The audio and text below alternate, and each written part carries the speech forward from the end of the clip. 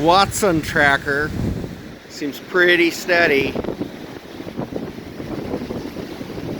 While the Zomeworks are tied down, they still get a lot of bounce and wiggle, but nothing that destroys it. Meanwhile, the wind turbines are doing their job producing power for our home.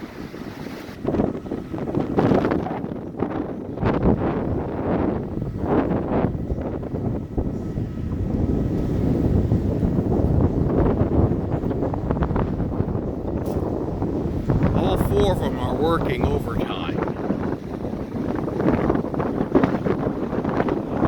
As the sun sets on another windy day here in Cheyenne, Wyoming.